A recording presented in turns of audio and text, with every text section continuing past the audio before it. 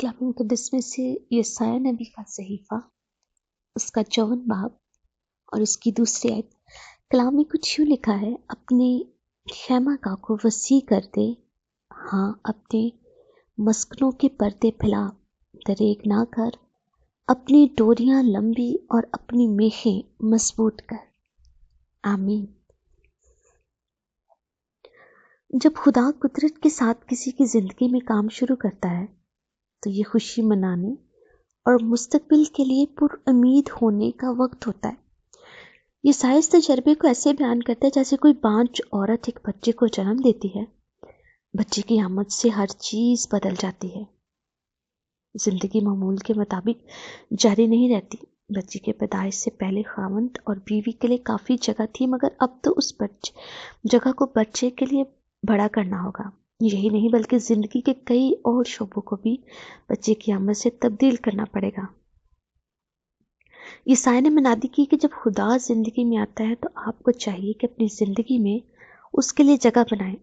آپ پر لازم آتا ہے کہ اپنی خیمہ گاہ کو وسیع کریں۔ اس سے خدا کی حضوری کی وجہ سے آپ کی زندگی میں، آپ کے گھرانے میں اور آپ کی کلیسیا میں نئے طول و عرض کا اضافہ ہوگا۔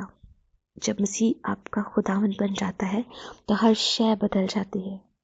آپ پہلے یہ امید نہیں رکھتے تھے کہ آپ کے وسیلے سے یا آپ کی زندگی میں اچھی چیزیں آتی ہیں، لیکن اب آپ کو پر امید ہونا چاہیے کہ آپ کی زندگی خوشحال ہوگی۔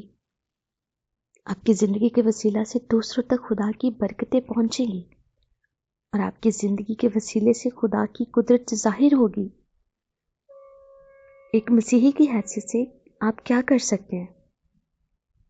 مسیح آپ کی زندگی میں زیادہ سے زیادہ ظاہر ہو۔ آپ اپنے گناہ سے توبہ کریں، مسیح کو موقع دے کہ وہ آپ کے دل میں جو کام کرنا چاہتا ہے آزادی سے کرے۔ آپ اپنی زندگی، اپنے گھرانے اور اپنی کلیسیا میں اس کی کارکردگی پر بدل و جان دھیان کریں۔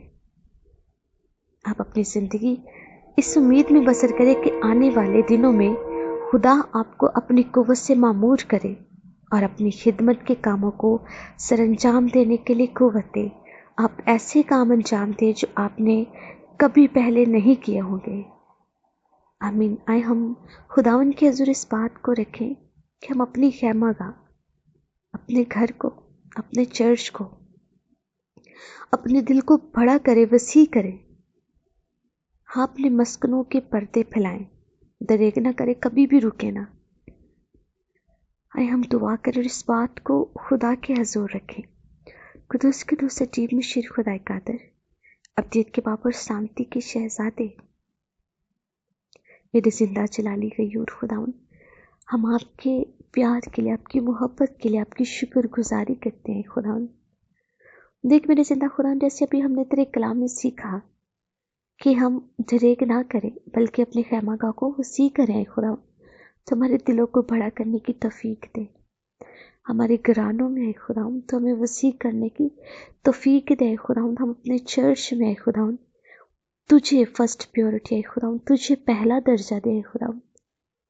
ہم گھٹتے جائیں اور تو ہماری زندگیوں میں، ہمارے گھرانوں میں، ہماری کلیسیاؤں میں بڑھتا اور ترقی کرتا جائے جلال سے بڑے خداوند۔